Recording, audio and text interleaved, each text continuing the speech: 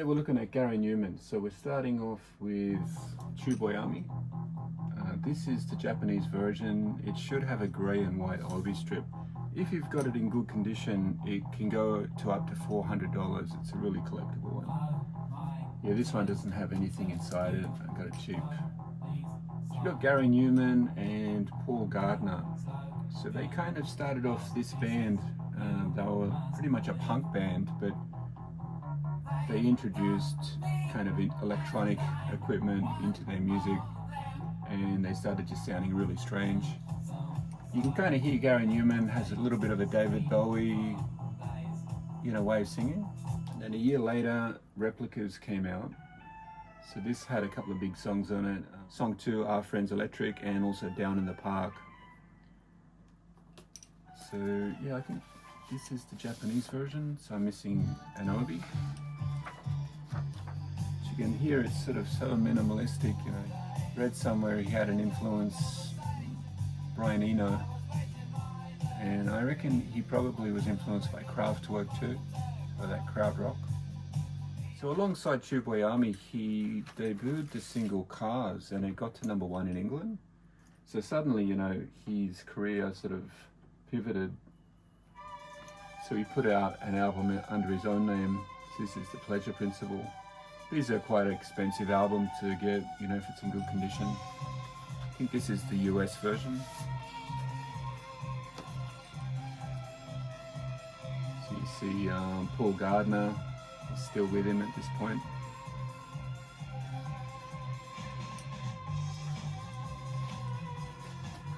Yeah, instantly recognizable, his sound. So this had the song on side 2, Cars.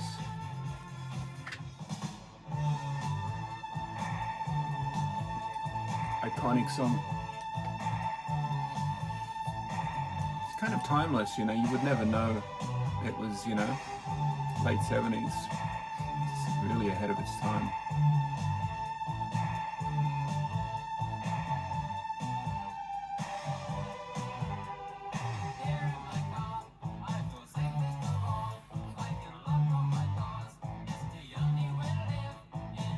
Yeah, I read that he collected planes, or he flew planes, like old, Second World War planes.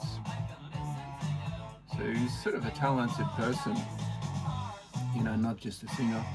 At a similar time, I'm not sure if I've got all these right, sort of chronologically, but he put out the single We Are Glass. That was a big song in Australia. You listen to Australian bands like Pseudo Echo, even My Sex, massive influence, I reckon, Gary Numan had on them. Yeah, this is the Japanese version. So you got We Are Glass, and then side 2 is a song that's, I think it's in French, but it means first movement, possibly. Yes, this was 1980, so it was a massive song. Kind of when, disco was starting to disappear and new wave was starting. His music was very different. There wasn't really anyone else doing this. Yeah, very simple music though. So it had 2 tours, and he released a box set with the 2 tours, on albums. Eventually they got released individually. So there was a 79 Living Ornaments. I've got the 80. So this one has got We Are Glass, Our Friends Electric, and Down in the Park. So good songs, but no Cars. And when he toured, he kind of took a lot of sort of mime artists and burlesque dancers and, sort of really unusual visual event, his tours, his concerts. He's got some merchandise. And then there's an insert.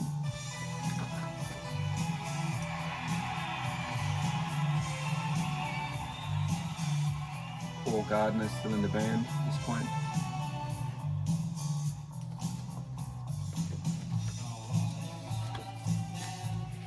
You can't really hear any guitars, it seems all electronic. I don't know about the bass, but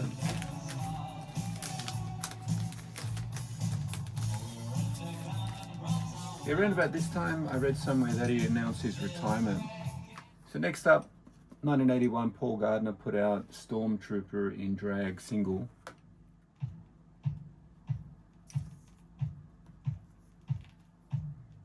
Yeah, it's pretty minimalistic.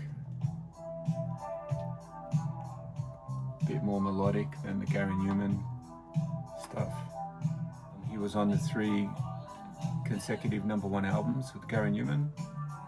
So then in 81, when Gary Numan announced his retirement, he and Gardiner announced he would go solo. The other guys in the band formed a band, but then he overdosed on heroin. So he died in 84. Okay.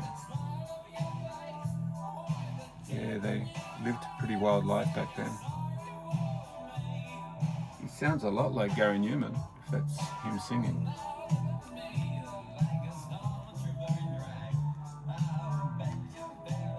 But yeah, he's got Gary Numan on guitar, bass and keyboards.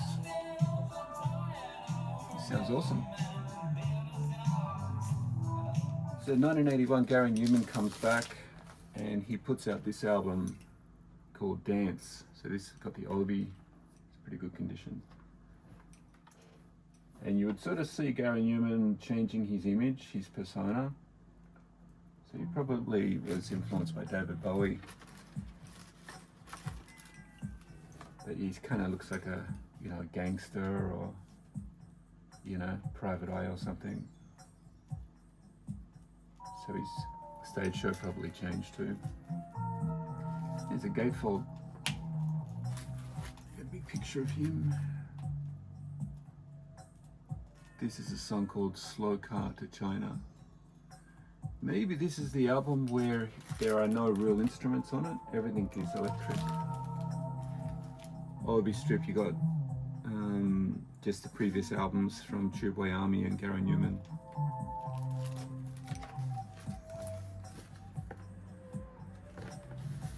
It's complete. I just saw that on this album there's a song called Night Talk, and then on Paul Gardiner's single there's a song called Night Talk. It's really sort of late night, minimalistic music. It's great. Prices for this one with the Obi, you're looking at 50 plus. You go up to 150. So it was said that he wanted to get out of the electro pop genre, so he sort of started experimenting with funk, jazz, and kind of, shoegaze kind of music. So in England, the album charted at #3, and it had a song on it called She's Got Claws. It got to #6. Had some guests on it. So you had a guy called Mick Khan. He was from Japan. And then you had Rob Dean of Japan. Roger Mason was on it. He was in the Australian band The Models. And then you had Roger Taylor from Queen.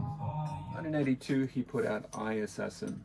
So his image just kind of stayed the same. He looks sort of like, a 1940s gumshoe detective. You have just got the Japanese insert with the English lyrics. And there's a picture of him in one of his planes that he flew. He's a pretty talented guy. This is a song called White Boys and Heroes, so it's starting to sound a little bit funky, isn't it?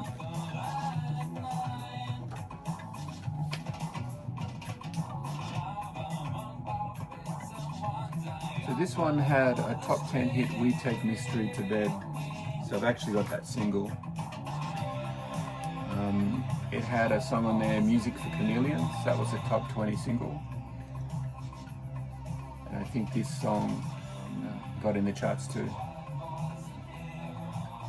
It was in the charts at #8 for 6 weeks.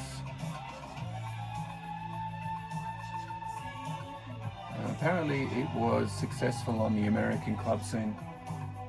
So he went on an American tour.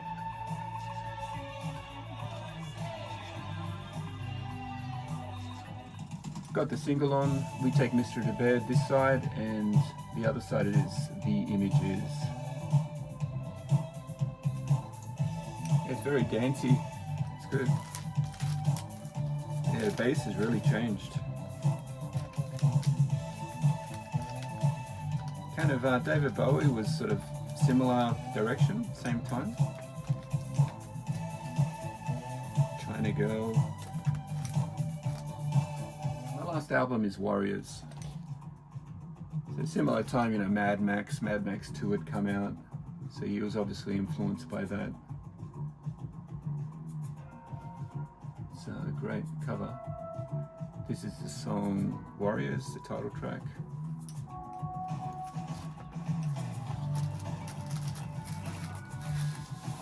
You got a Japanese insert. So I think the obi on it was grey. So if you got that, it's $50 and up. You got everything inside it. Picture of him, his baseball bat, English lyrics, and then the Japanese story about him.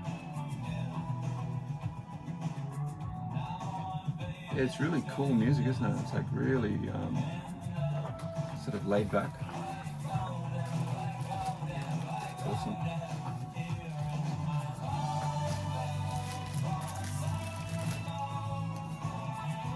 So this one came out in 1983, so it was noted as having a jazz influence. He had Bill Nelson on it from Bebop Deluxe, and he had a famous saxophonist on it, Vic Morrissey. So he performed on a few different things that Gary Numan did later on. So this album got to number 12, it had 2 hit singles, and yeah, it was the last album he did for Beggars Banquet Records. And he did a 40-date UK tour. So yeah, after this, he was pretty busy. Like, he put out Berserker in '84. That was just his face in white with blue hair and blue makeup. So he sort of changed his image. And then The Fury in '85, you know, he's wearing sort of a white tuxedo. His image is changing, you know, from album to album. In '86, Strange Charm, he's just wearing a pair of Ray-Bans, you know, in the front. So probably, you know, I'll be chasing these 80s albums of his, I guess. You don't really see him around all the time. Metal Rhythm in '88, Automatic in '89. And then he put out albums through the 90s. His most recent was 2021, Intruder. Anyway, hope you like this video. See you next time.